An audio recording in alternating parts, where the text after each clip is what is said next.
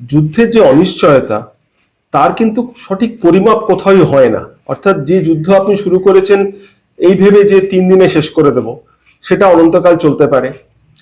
যে দেশের সঙ্গে যুদ্ধে অন্য একটি দেশ লিপ্ত হচ্ছে তাদের পারস্পরিক ক্ষমতা, দক্ষতা, তাদের ভান্ডারে কি অস্ত্রশস্ত্র এবং আর্থিক সম্পদ বা পুঁজি রয়েছে, তাদের বন্ধু দেশ কারা রয়েছে, তাদের শত্রু দেশ কারা রয়েছে, সব মিলিয়ে যে এখন যেহেতু বলা হচ্ছে যে মধ্যপ্রাচ্যের এটি বিশ্বযুদ্ধের মতো, কারণ 14-15টি দেশ কিন্তু এই যুদ্ধে জড়িয়ে পড়েছে, ইচ্ছাকৃত হোক বা অনিচ্ছাকৃত ভাবে। অনেকটাই অনিচ্ছাকৃত ভাবে, কারণ তারা এই যুদ্ধের শরিক ছিল না। এট দ্য সেম টাইম দেখুন, বহু দেশ কিন্তু অনেক সময়তে আমেরিকা কিংবা ইসরায়েলকে তাদের ঘাঁটি তৈরি করতে দিয়েছে তাদের নিজেদের দেশে। এটাও যে একটা সম্ভাবনা সৃষ্টি করে যে কোনোদিন প্রত্যাঘাত এলে আমরাও যে টার্গেট হব, এটা কিন্তু হিসেবের মধ্যে নেই এই দেশগুলোর, এটা আমি মনে করি না। ফলে এটা একটা স্ট্র্যাটেজি, মানে আপনি আপনার ভৌগোলিক অবস্থানকে ব্যবহার করছেন অন্য দেশের স্বার্থে, এবং তাতে আপনার কোনো লাভ নেই, এটা বোধহয় কোনো রাজ্যের ক্ষেত্রে বা কোনো দেশের ক্ষেত্রে প্রযোজ্য নয়। ফলে তারাও মনে করেন যে কোনো এক সময় বিনিয়োগ আসবে, কোনো এক সময় টেকনোলজি আসবে, কোনো এক সময় দাক্ষিণ্য আসবে উন্নত দেশের কাছ থেকে। সেই জন্য অনেক সময়তেই বহু দেশ, এর মধ্যে আমাদের পূর্ব এশিয়াতে একসময় দ্বিতীয় বিশ্বযুদ্ধের সময় আপনারা জানেন যে ফিলিপিন্স কিংবা তাইওয়ান কিন্তু একইভাবে আমেরিকার বেসে পরিণত হয়েছিল, এবং তার পরিবর্তে তারা অনেক ধরনের সুবিধা পরবর্তীকালে পেয়েছেন। ফলে কোনো সম্ভাবনাই বাদ দেওয়া যায় না, এটা এক ধরনের স্ট্র্যাটেজিক মুভ, এটা মনে করাই ঠিক যে কোনো দেশের পক্ষে। গালফ কান্ট্রি গুলো যদি একজোট হয়ে আমেরিকার উপর চাপ সৃষ্টি করে বা ইসরায়েলের উপর, তবেই একমাত্র এই যুদ্ধ থামতে পারে, এটা অনেকে মনে করছে। এটাই কি ইরানের স্ট্র্যাটেজি মনে হয় আপনার? না, হয়তো উপায় নেই, কারণ ইরানের উপর যে আঘাত এসেছে সেটাও কিন্তু না বলে কয়ে। ফলে মানে সোজা কথায় এত বড় অনিশ্চয়তা যুদ্ধের মতো, এবং তার দরুন যে সম্পদের ক্ষতি, মানুষের প্রাণের ক্ষতি, এটাকে আপনি আগাম হিসেবে রাখলে যুদ্ধে যাব কি যাব না সে ব্যাপারে একটা সিদ্ধান্ত নেওয়া যায়, কিন্তু যুদ্ধে যাওয়ার সময় তো এগুলো কেউ ভাবেন না, এবং একটা হঠকারী সিদ্ধান্তের মতো হয়ে যাওয়ার পরে আমরা আলোচনা করতে বসি যে এর ফলে কি হবে। ঠিকই, মানে এটা খুব পরিষ্কার যে ইসরায়েল আমেরিকাকে এর মধ্যে টেনে এনেছে, এবং অনেকেই বলছেন যে ট্রাম্পের পক্ষে, ট্রাম্প যে ধরনের ব্যক্তিত্ব, কি হতে পারে, কি হতে চলেছে, তার কি গ্লোবাল ইম্প্যাক্ট হতে পারে, এত কিছু ভাবনা চিন্তা করার ক্ষমতাই তার নেই বা করেন না। এটাও এক ধরনের স্ট্র্যাটেজি বলতে পারেন, কারণ আপনি যদি চটজলদি পপুলারিটি করতে চান, চটজলদি দেখাতে চান যে আপনি কত ক্ষমতাবান, তাহলে আপনি এরকম হঠকারী সিদ্ধান্ত নেবেন। ট্রাম্পকে অ্যাপারেন্টলি যতটা মনে হয় যে উনি হঠকারী এবং কোনো হিসেব করছেন না, একটা হিসেব নিশ্চয়ই আছে। আমাদের যে এতদিন আমরা আলোচনা করলাম, আপনাদের সঙ্গে কথা হয়েছে যে এই যে ট্যারিফ নিয়ে এত আলোচনা এবং এত সম্ভাবনা ট্রাম্প তৈরি করে দিল বা সম্ভাবনা নষ্ট করে দিলেন ট্রাম্প, সেটারও কিন্তু একটা ক্যালকুলেশন আছে। Yesterday, Treasury agreed to let our allies in India start buying Russian oil that was already on the water.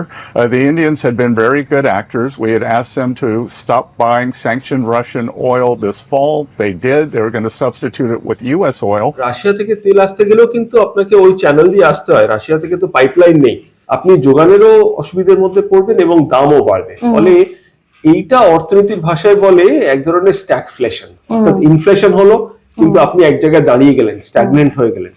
এটা সবচেয়ে খারাপ একটা সিচুয়েশনের মধ্যে ফেলায় যে কোনো দেশকে। ফলে আমাদের এক্সপোর্ট কমে যাবে আর আমদানির খরচ বাড়তে থাকবে, এর ফলে টাকার অবমূল্যায়ন হবে। গোটা বিশ্ব পরিস্থিতি যখন একটা টালমাটাল অবস্থার মধ্যে যায়, তখন কি একটা উল্টো চাপ স্বাভাবিকভাবেই তৈরি হওয়া উচিত? উল্টো চাপ যদি আসতে হয় তাহলে চীন এবং ভারতের কাছ থেকে আসতে হবে, কারণ এত বড় অর্থনীতি যারা আমেরিকার সঙ্গে পাল্লা দিতে পারে, যারা আমেরিকার সঙ্গে চোখে চোখ রেখে কথা বলতে পারে, আর কিন্তু কেউ নেই। ইউরোপের যে বিচ্ছিন্ন অর্থনীতিগুলো রয়েছে তারা বড়, জার্মানি কিন্তু নিউট্রাল তুলনামূলক ভাবে, কিন্তু জার্মানি গিয়ে ট্রাম্পের পাশে বসেছে। ফ্রান্স বড় অর্থনীতি ইউরোপে, তারাও পাশে। ইংল্যান্ডের সঙ্গে সঙ্গে তাদের প্রথমে বলেছিল না, তারপরে আবার বলেছিল। এদের একটাই কারণ যে দেখুন, যে যেভাবে আফগানিস্তান কিংবা ইরাকের দখলদারি হয়েছে এবং তারপর ইরাকের তেল ভান্ডারগুলো বেসিক্যালি বিক্রি করা হয়েছে বিভিন্ন বৈদেশিক কোম্পানিগুলোকে, ইরানের ক্ষেত্রেও তো তেলের ভান্ডার প্রচুর। ইউরোপ কেন সাপোর্ট করছে? একটা হচ্ছে যে ট্রাম্প ভেনেজুয়েলার তেল ভান্ডার দখল করেছেন, আমেরিকা পুরোটা কন্ট্রোল করে ভেনেজুয়েলার তেলের ভান্ডার। Venezuela is going great. It's been stabilized. We have a wonderful person as your president-elect, Delcy Rodriguez, and she and her staff have been doing a fantastic job working with us. We're taking out hundreds of millions of barrels of oil. ফলে অন্য জায়গায় যদি তেলের disruption হয়, তাহলে আমেরিকার তেল Venezuela থেকে এসে কিন্তু ইউরোপের বাজারে পৌঁছতে পারে। ফলে ইউরোপের বাজারে সাপ্লাই নিয়ে কিন্তু ইউরোপিয়ানরা চিন্তিত নয়। ফলে সেই কারণে ট্রাম্পকে সাপোর্ট দিচ্ছে, এবং ট্রাম্পও এই সাপোর্টটা পেতে রাজি, কারণ তেল তারা বিক্রি করতে পারবে ইউরোপে, যে তেল তারা ইন্ডিয়াতে বিক্রি করতে পারছিল না। ইন্ডিয়াতে বিক্রি করতে পারছিল না বলেই রাশিয়া থেকে তেল কমাতে বাধ্য করা হয়েছে আমাদের দেশকে। একমাত্র রাশিয়া, চীন এবং ভারতবর্ষে কিন্তু প্রাকৃতিক সম্পদ অন্তত তেল বা ন্যাচারাল গ্যাস নেই। রাশিয়ার আছে, রাশিয়া এদের সঙ্গে পাল্লা দিয়ে করতে পারে। তো রাশিয়ার যে তেল এখন, রাশিয়া থেকে তেল সরাসরি কিনছে না কোনো ইউরোপিয়ান দেশ। ভারতের হিসেবটা কিন্তু যতটা না রাজনৈতিক, কারণ রাজনৈতিক বক্তব্য ভারতবর্ষে এই মুহূর্তে কিছুই নেই। যেটা আছে সেটা বাণিজ্যিক হিসেবে দেখলে ইরান আমাদের যথেষ্ট গুরুত্বপূর্ণ পার্টনার নয়। ব্যবসাগতভাবে আপনি যাকে গুরুত্বপূর্ণ বন্ধু মনে করেন, আপনি তার সাহায্যে যাবেন, না হলে যাবেন না। এটা যদি কোনো দেশের স্ট্র্যাটেজি হয়, তাহলে ভারতবর্ষের স্ট্র্যাটেজিকে ভারতবর্ষের যারা ক্ষমতায় রয়েছেন তারা ঠিক বলবেন আর কি। অর্থাৎ আপনি আমেরিকাকে অর্থনৈতিকভাবে কিভাবে ভয় পাওয়াতে পারেন বা ইসরায়েলকে অর্থনৈতিকভাবে কিভাবে ভয় পাওয়াতে পারেন, এটা যতক্ষণ না বলতে পারছেন ততক্ষণ আপনার কথা রাজনৈতিক গুরুত্ব প্রায় কিছুই নেই। এবং যুদ্ধের যা গতি প্রকৃতি, তাতে চট করে সমস্যা শুরু হচ্ছেও না। কিন্তু প্রশ্ন মানে এটাতে আপনার হাজার হাজার কোটি ডলার নষ্ট হচ্ছে, মানে এটাকে আপনি ইনভেস্টমেন্ট ভাববেন। এই যুদ্ধের জন্য এই খরচটা, এটাকে যারা করছে, যারা ডিফেন্ড করছে তাদের কথা অন্য, কিন্তু যারা এটাকে অ্যাগ্রেশন হিসেবে ট্রিট করছে তারা এটাকে কিন্তু বিনিয়োগ হিসেবে মনে করে। কারণ অস্ত্রশস্ত্রের ব্যবসা কিন্তু বিরাট। আমার বক্তব্য হলো যে এতে সাধারণ মানুষের ক্ষতির জায়গাটা হচ্ছে তেলের দাম বৃদ্ধি বলে সমস্ত জিনিসের মূল্য বৃদ্ধি। এটা সবাই বলছেন এখন, এটা খুব বোঝা সহজ।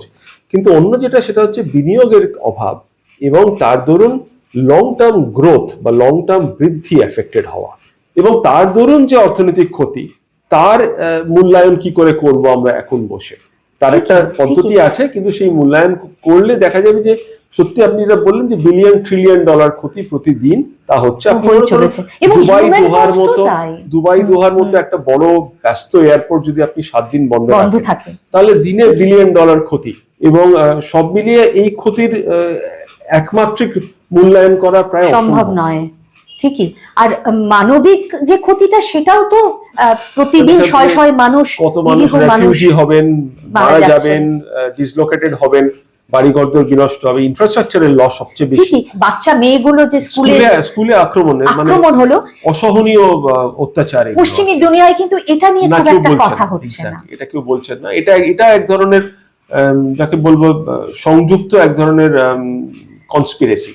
ইসরায়েলের মতো এত যারা নিখুঁত পরিকল্পনা যুদ্ধ করে, তাদের যারা খামেনেইকে মেরে দিতে পারে, যারা ঘরে ঢুকে মিসাইল মারতে পারে আর কি, ঠিক যে কোথায় বসে আছেন সেটা জেনে মারতে পারে, তারা কেন স্কুলে মিসাইল মারে? এরা ভেবেছিলেন যে খামেনেইকে হটিয়ে দিলে আর জনা 50 অন্তত সামরিক এবং রাজনৈতিক কর্তাকে মেরে দিলে পরে তারপরে রেজিম চেঞ্জ হয়ে যাবে, অর্থাৎ সাধারণ মানুষ উঠে এসে।